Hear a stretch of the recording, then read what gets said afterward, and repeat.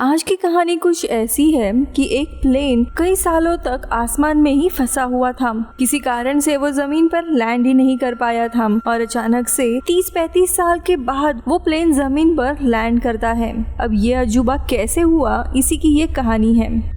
कहानी की शुरुआत कोलकाता शहर से होती है। ये समय था 1984, जहाँ पे हम देखते हैं कि एक फ्लाइट JL-50 ने अभी अभी उड़ान भरी थी, मगर जैसे ही आधे रास्ते पे पहुँचते हैं प्लेन में टर्बुलेंस आना शुरू हो जाता है और मौसम तेजी से बदलते हुए काफी खराब होने लगता है, जिसके बाद एक ही झटके में प्लेन पूरा गायब हो जाता है। अब यहाँ पे प्लेन को ढूंढने की काफी कोशिश होती है, लेकिन उसका कुछ भी अता पता नहीं होता। अब 35 साल गुजर जाते हैं और अब साल था 2019। तब कोलकाता के पास के एक गांव में अचानक से एक प्लेन उड़ने लगता है और एक पहाड़ी पर जाकर क्रैश हो जाता है। वही दूसरी तरफ हम CBI ऑफिसर शंतनु को देखते हैं, जो न्यूज देख रहा था कि एक दूसरी फ्लाइट जिसका नाम AO-26 है वो अचानक से हवा में ही गायब हो गई है। शायद इसे टेररिस्ट ने हाईजैक किया है। शंतनु को लग रहा था ये वही प्लेन है जो कोलकाता में क्रैश हुआ है, इसीलिए वो इन्वेस्टिगेशन करने के लिए क्रैश साइट पे पहुंच जाता है, जहाँ पे ऑलरेडी सोल्जर्स मौजूद थे। वो बताते हैं कि इस प्लेन क्रैश में सिर्फ 2 लोग ही जिंदा बचे हैं, जो कि अब फिलहाल हॉस्पिटल में हैं। उनमें से ही एक पायलट बिहू घोष है, तो वही दूसरा पैसेंजर विश्वजीत मित्रा है। अब यहाँ पे सोल्जर बताते हैं ये JL-50 प्लेन है जो 35 साल पहले गायब हुआ था। ये सुन के शंतनु के होश उड़ जाते हैं। अब वो JL-50 इस फ्लाइट के बारे में जानकारी निकालने लगता है और उसे पता चलता है कि एक पैसेंजर ऐसा था जो इस फ्लाइट में कभी आया ही नहीं। इसकी जानकारी निकालने के लिए शंतनु और उसका कलीग गौरांग फिजिक्स के प्रोफेसर दास के पास जाते हैं और शंतनु ने बताता है कि एक प्लेन हाल ही में कोलकाता में क्रैश हुआ है जिसका नाम JL-50 है, जो 35 साल पहले गायब हुआ था। आपने इस प्लेन की टिकट बुक की थी, लेकिन कभी भी उस प्लेन में चढ़े ही नहीं, क्यों? ये सुनते ही प्रोफेसर के होश उड़ जाते हैं और वो कहते हैं किसी काम के वजह से उन्हें फ्लाइट पकड़ने में देरी हो गई थी। अब शंतनु ज्यादा इनसे कुछ पूछताछ करता नहीं और वहाँ से चला जाता है। इसके बाद हम प्रोफेसर को देखते हैं जो अपने घर में आकर पुरानी अलमारी से एक तस्वीर निकालते हैं। इस तस्वीर में एक लड़का था और एक आदमी था। ये आदमी वही पैसेंजर विश्वजीत मित्रा था और इस तस्वीर को प्रोफेसर जला देते हैं। वही दूसरी जगह पे ये कंफर्म होता है कि हाल ही में गायब हुई जो फ्लाइट होती है AO-26 को टेररिस्ट ने ही हाईजैक कर लिया है और वो उसको छोड़ने के बदले में पार्थो मजूमदार इस टेररिस्ट को फ्री करने की डिमांड कर रहे हैं, जिसे अब कुछ ही दिनों में फांसी होने वाली थी। अब कुछ दिन गुजर जाते हैं और यहाँ पे पायलट बिहू को होश आ चुका था। अब शंतनु उनसे पूछताछ करने जाता है और बिहू बताती है कि उन्होंने करीब 3 बजे उड़ान भरी थी, जिसके थोड़े समय के बाद ही एक आदमी अचानक से कॉकपिट में घुस आया और उसने को पायलट को मार डाला था और फिर उस आदमी ने बिहू को एक नए कोऑर्डिनेट्स दिए थे और उसे गन पॉइंट पे पकड़कर उस कोऑर्डिनेट्स के लोकेशन पे फ्लाई करने के लिए कहा था। लेकिन उस लोकेशन पर जाते ही प्लेन के आसपास अचानक से तूफान आने लगा था, टर्बुलेंस आने लगे थे और मौसम खराब होने के कारण प्लेन पूरा क्रैश होने लगा और जब बिहू को होश आया तब वो ऑलरेडी हॉस्पिटल में थी। शंतनु बिहू से फ्लाइट की एग्जैक्ट डेट और लोकेशन पूछता है। बिहू बताती है कि कोलकाता ये लोकेशन थी और साल था 1984। ये सुनते ही शंतनु शॉक हो जाता है। शंतनु से कहता है कि तुम झूठ कह रही हो, ये 1984 नहीं बल्कि 2019 का समय है। ये सुनते ही बिहू पूरी बेचैन हो जाती है, घबरा जाती है, क्योंकि उसे अभी तक लग रहा था वो 1984 में ही मौजूद है। अब बिहू का बैकग्राउंड क्या है ये जानने के लिए शंतनु बिहू के पुराने एड्रेस पर जाता है, लेकिन काफी ढूंढने पर उसे एक फैमिली मिलती है जो बिहू के फैमिली के करीब थी। वो आदमी शंतनु को बताता है कि बिहू काफी होनहार लड़की थी, लेकिन उसकी किस्मत हमेशा ही खराब रही थी। वो जिस लड़के से प्यार करती थी वो एक्सीडेंट में मारा गया था और उसके मरने के बाद उसे पता चला था कि वो उसके बच्चे की माँ बनने वाली है, लेकिन डिलीवरी के समय वो बेबी भी इस दुनिया से चला गया था। इस हादसे के बाद बिहू बिल्कुल भी टूट गई थी और फिर 1984 में जब उसने JL-50 इस प्लेन की उड़ान भरी तब उसी के साथ वो गायब भी हो गई थी। वो शंतनु को बिहू की एक पुरानी फोटो भी दिखाता है जो कि उसके गायब होने से जस्ट पहले की थी और हैरानी की बात ये थी कि बिहू आज 35 साल के बाद भी वैसी ही दिख रही थी जैसे उस फोटो में है। अब शंतनु को भी शक होने लगता है कि क्या सच में प्लेन ने टाइम ट्रेवल किया है, 2019 में आ गया, लेकिन उसे इस बात पे भरोसा करना थोड़ा मुश्किल जा रहा था। इसीलिए वो अपने हेडक्वार्टर में वापस आकर JL-50 का ब्लैक बॉक्स की रिकॉर्डिंग सुनने लगता है। जैसे कि पायलट बिहू ने बताए मुताबिक सब कुछ हुआ था, जहाँ पे पहले पैसेंजर ने को पायलट को मार दिया था जो कि टेररिस्ट था। फिर गन पॉइंट पर पायलट बिहू को कुछ कोऑर्डिनेट्स दिए थे और उस लोकेशन पे जाने पर प्लेन गायब हुआ था। अब शंतनु असिस्टेंट से इस ब्लैक बॉक्स की रिकॉर्डिंग की लास्ट डेट पूछता है और वो साल था 1984, यानी कि पायलट बिहू सच कह रही थी, यानी कि ये प्लेन अचानक से 2019 में ही आ गया था, लेकिन कैसे वो पता नहीं था। वही दूसरी तरफ अब उस दूसरे पैसेंजर विश्वजीत मित्रा को भी होश आ गया था और जब नर्स उसे बताती है कि वो और एक पायलट दोनों ही जिंदा बचे हैं, तो वो जल्दी से भागकर पीहू के रूम में जाता है और उसे मारने की कोशिश करने लगता है। ये सब देखकर हॉस्पिटल का स्टाफ पीहू को बचाने आता है और पुलिस को भी इन्फॉर्म कर देता है। और शंतनु भागा दौड़ी में जब वहाँ पे पहुँचता है तो वो देखता है कि विश्वजीत ने एक नर्स को हॉस्टेज बना लिया है और हॉस्पिटल से बाहर जाकर एक एम्बुलेंस के थ्रू भाग जाता है। अब यहाँ पे शंतनु विश्वजीत की इन्फॉर्मेशन निकालने लगता है और उसे पता चलता है कि Vishwajit Kolkata research science centre का काफी होनहार और मशहूर साइंटिस्ट था, लेकिन धीरे धीरे वो पॉलिटिकल ड्रामा में फंसता गया और एक टेररिस्ट ग्रुप का भी हिस्सा बन गया था। शंतनु उसके पुराने एड्रेस पर पहुंचता है। यहाँ पे हम देखते हैं काफी सारी किताबें, रिसर्च पेपर पड़े हुए थे जो खुद विश्वजीत ने ही लिखे हुए थे। शंतनु को यहाँ पे एक कॉन्फिडेंशियल फाइल मिलती है जिस पर लिखा हुआ था प्रोजेक्ट ए। शंतनु अब ये फाइल पढ़ने लगता है और इसमें उसे JL-50 इस प्लेन का पूरा ब्लूप्रिंट भी मिल जाता है और यहाँ पे रिवील होता है कि विश्वजीत और उस टेररिस्ट ग्रुप ने ही इस प्लेन को हाईजैक किया था। अब शंतनु ये सारी डिटेल्स लेकर कोलकाता रिसर्च सेंटर में विश्वजीत की जानकारी निकालने के लिए जाता है। शंतनु की मुलाकात डॉक्टर अश्विनी से होती है। शंतनु उन्हें प्रोजेक्ट ए की फाइल दिखाते हुए उनसे जानकारी लेने लगता है और वो कहते हैं कि सदियों पहले हमारे भारत में सम्राट अशोका, इन्होंने कालिंगा के युद्ध को अपने आंखों से देखा था जिसमें करीब करीब 2 लाख से भी ज्यादा लोग मारे गए थे। इस युद्ध से वो काफी बेचैन रहने लगे थे, इसीलिए सम्राट अशोका ने एक आदेश दिया था और उसके अनुसार देश के सारे विद्वान, साइंटिस्ट, पंडित, इन सब को बुलाया गया जो उस समय के वैज्ञानिक थे और उनसे सारी साइंस और टेक्नोलॉजी की जितने भी चीजें होती है जो इंसानों को हानि कर सकती थी वो सारी उनसे ले ली थी। सम्राट अशोका इन्होंने देखा कि इन विद्वान पंडितों के पास काफी अनोखी चीजें हैं, मंत्र है, जैसे कि इंसानों को गायब करना, हवा में उड़ना, टाइम ट्रैवल करना, ऐसे काफी सारी चीजें होती है। सम्राट अशोका ने ये सारी चीजें लेकर कुछ चीजों को दफना दिया तो कुछ चीजों को जला दिया था ताकि किसी भी इंसान के हाथ में ये एडवांस टेक्नोलॉजी ना पहुंचे जिससे इंसानियत को खतरा हो सकता है। लेकिन आजादी के कुछ समय पहले कुछ लोगों को टाइम ट्रैवल से जुड़ी किताबों के कुछ पन्ने मिल गए थे और उसी के ऊपर उन्होंने अपनी रिसर्च शुरू की थी और इस पूरे प्रोजेक्ट को प्रोजेक्ट ए ये नाम रखा गया था। उन रिसर्चर्स ने पूरी कोशिश की थी लेकिन वो कभी भी टाइम ट्रैवल को साबित नहीं कर पाए थे। शंतनु फिर अश्विनी से विश्वजीत मित्रा और प्रोजेक्ट ए का क्या रिलेशन है कि पूछते हैं। तभी अश्विनी बताता है कि इस प्रोजेक्ट ए को विश्वजीत मित्रा ही चलाते थे और उनके साथ उनके असिस्टेंट प्रोफेसर दास थे। ये दोनों ही इस प्रोजेक्ट पे काफी हद तक काम किया करते थे। ये सुनने के बाद शंतनु को काफी गुस्सा आता है क्योंकि प्रोफेसर दास से तो वो ऑलरेडी मिले थे और उन्होंने काफी हद तक झूठ कहा था।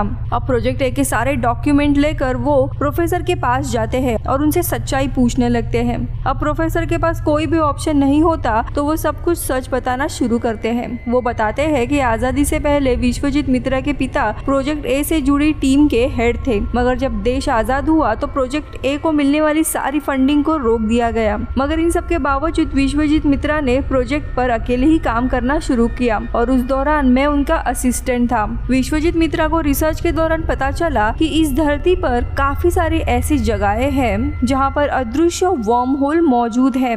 इन लोकेशन पे जाते ही हम एक दूसरे समय में जा सकते हैं। इन वर्म होल से हम समय में आगे या पीछे जा सकते हैं, लेकिन ये वर्म होल आसमान में काफी ऊंचाई पर थे जहाँ पर इंसानों का जाना पॉसिबल नहीं था। इसीलिए विश्वजीत ने एक प्लान बनाया कि वो एक प्लेन को हाईजैक करके वर्म होल में एंटर करेंगे और प्लेन को हाईजैक करने के लिए ही वो टेररिस्ट ग्रुप से भी मिल गया था जिसका लीडर पार्थ मजूमदार था। पार्थ मजूमदार का जो टेररिस्ट ग्रुप था वो अभी भी कार्यरत था और उन्होंने ही हाल ही में AO-26 इस प्लेन को भी हाईजैक किया था ताकि वो मजूमदार को छुड़वाए। अब प्रोफेसर आखिर में बताते हैं कि वो भी उस प्लेन में जाने वाले थे, मगर आखिरी समय में वो काफी डर गए थे, इसीलिए उन्होंने एंड मोमेंट पे अपना प्लान कैंसिल कर दिया। आगे प्रोफेसर बताते हैं कि ये एक्सपेरिमेंट में भले ही वो टाइम ट्रैवल हासिल कर पाए थे, लेकिन फिर भी ये एक्सपेरिमेंट फेल हो चुका था, क्योंकि विश्वजीत के अंदाजे से वो 35 घंटों का टाइम ट्रैवल करने वाले थे और वापस आने वाले थे, मगर उसकी कैलकुलेशन गलत निकली, जिसके कारण उन्होंने 35 सालों के लिए टाइम ट्रैवल किया था और फ्यूचर में आ गए थे। अब शंतनु को इनके बातों पर यकीन नहीं होता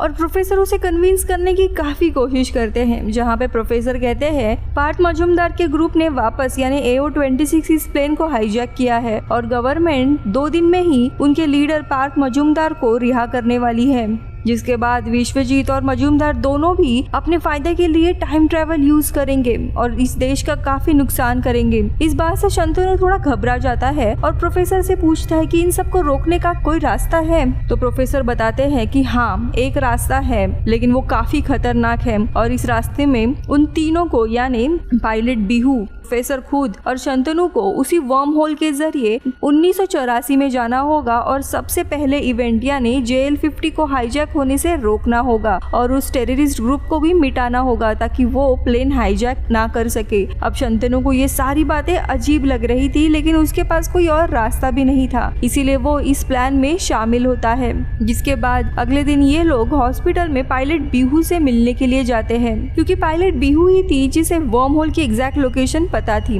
दोनों बिहू के पास जाते हैं और उसे सारी हकीकत बता देते हैं कि कैसे इन्हें टाइम ट्रैवल करना है और वर्म होल से वापस से गुजरना है। अब बिहू ये सारी चीजें सुन के काफी घबरा जाती है और मना कर देती है, लेकिन शंतनु उसे बताता है कि यही एक रास्ता है जिससे तुम वापस अपने समय में जा सकती हो, जिसके लिए फिर वो मान जाती है। वही दूसरे दिन शंतनु का कलीग उसके लिए एक सीक्रेट प्लेन अरेंज करता है और तीनों उसे लेकर निकल जाते हैं। और जब ये लोग वर्म होल के पास जैसे ही जाते हैं, तब अचानक से पूरा मौसम खराब होने लगता है, प्लेन में टर्बुलेंस आने लगते हैं, क्योंकि दरअसल ये लोग वर्म होल से गुजर रहे होते हैं। लेकिन पीहू प्लेन को उसी रास्ते से वापस से लेकर जाती है और जल्दी से उसे इमरजेंसी लैंडिंग करनी पड़ती है। अब लैंडिंग के बाद दरअसल ये तीनों भी उस वर्म होल को पार कर चुके थे और ये लोग अब 1984 में यानी 1984 में आ गए थे और वहाँ से फिर ये लोग डायरेक्टली कोलकाता शहर में पहुँच जाते हैं। यहाँ पे शंतनु इन सारे चीजों से काफी अचंभित था, क्योंकि ये पूरा शहर अलग था, यहाँ के सारे लोग, उनके पहराव, सब कुछ पूरा अलग होता है। अब जाके उसे धीरे धीरे भरोसा हो रहा था कि उन्होंने असल में टाइम ट्रैवल किया है। अब यहाँ पे JL-50 की उड़ान 2 दिन के बाद थी, इसीलिए शंतनु इन लोगों को एक होटल में छोड़ देता है जहाँ पे ये लोग रह सकते हैं। जिसके बाद वो खुद एक अनाथ आश्रम में चला जाता है। दरअसल शंतनु एक अनाथ था। 1984 में आज ही के दिन यहाँ पे उसे कोई छोड़कर गया था। शंतनु ये देखने आया होता है कि यहाँ पे उसे कौन छोड़ के गया है और चुपके से वो देख रहा होता है और कुछ ही देर के बाद वहाँ पे 2 लोग आते हैं और एक बच्चे को वहाँ पे आश्रम में छोड़कर चले जाते हैं। शंतनु बच्चे के लॉकेट को देखकर समझ जाता है कि वो वही बच्चा है, हालांकि वो उन 2 लोगों को नहीं जानता था जो इसे यहाँ छोड़ गए थे। अब ये लोग कौन है हमें जल्दी पता चलेगा। अब अगले दिन प्रोफेसर, शंतनु और बिहू मिलते हैं। प्रोफेसर बताते हैं कि विश्वजीत आज दोपहर को ही पार्था से गोडाउन में मिलने आने वाला है, जिसके बाद वो कल प्लेन को हाईजैक करेंगे, इसलिए उन्हें हमें आज ही रोकना होगा। और यहाँ से ये तीनों भी गोडाउन के लिए निकल जाते हैं और कुछ समय के बाद वहाँ पे पहुँच जाते हैं और छुपकर इन दोनों के आने का इंतजार कर रहे होते हैं। इसी दरम्यान शंतनु बिहू से कहता है कि मैं इन सब के लिए आपसे माफी मांगता हूँ। मुझे पता है आप काफी डरी हुई है, लेकिन आपके बिना ये प्लान कामयाब नहीं हो सकता था और आप जिस दुख और हालात से गुजर रहे हैं, मैं प्रार्थना करता हूँ कि आपके लिए सब कुछ ठीक हो जाए। बिहू ये सब कुछ सुन के हैरान थी। तभी शंतनु बताता है कि उसने बिहू की रिपोर्ट देखी थी और पता चला कि उनका बेबी इस दुनिया में नहीं है। और तभी बिहू बताती है कि वो ऑपरेशन के समय बेहोश थी, जिसके कारण उसने अपने बेबी को देखा भी नहीं था और जब होश आया तो फैमिली ने यही बताया कि बेबी इस दुनिया में नहीं है।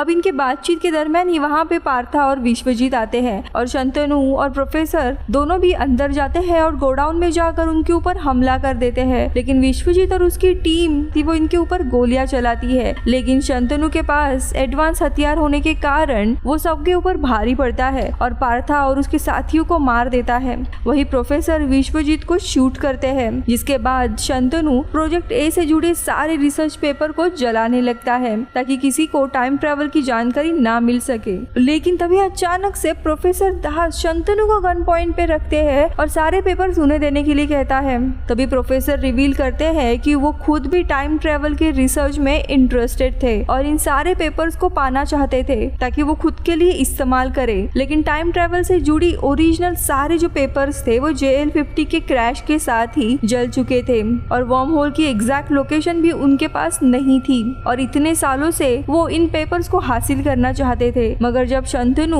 उनसे पूछताछ करने के लिए आया तब उन्हें पता चला कि टाइम ट्रैवल का जो एक्सपेरिमेंट है वो सक्सेसफुल हुआ है और विश्वजीत अब 35 साल के बाद 2019 में आ गया है। फिर प्रोफेसर ने यही सोचा कि शंतनु का फायदा उठाकर उसके साथ वो अतीत में आकर सारे पेपर्स को इकट्ठा कर लेंगे और इसीलिए ये सारा उनका प्लान होता है। इतना ही नहीं, विश्वजीत हॉस्पिटल से भागकर प्रोफेसर के पास ही आया था और प्रोफेसर ने उसे मार डाला था। अब ये सब कुछ जानने के बाद शंतनु प्रोफेसर पर हमला कर देता है, जिसमें ये दोनों काफी लड़ते हैं, लेकिन अंत में प्रोफेसर को गोली लग जाती है और वो मारे जाते हैं। अब शंतनु फाइनली उन सारे पेपर्स को जला देता है। फिर वो बाहर बिहू से मिलने के लिए आता है, मगर तभी कुछ अजीब सा होने लगता है और यहाँ पर रिवील होता है कि सिंस उन्होंने पार्थो और विश्वजीत को मार डाला है तो उनके टाइमलाइन पूरी चेंज हो गई है, यानी फ्लाइट कभी हाईजैक हुई ही नहीं और ना ही 2019 में लैंड हुई, यानी इनका यहाँ पे आना इस जगह पे पॉसिबल ही नहीं है,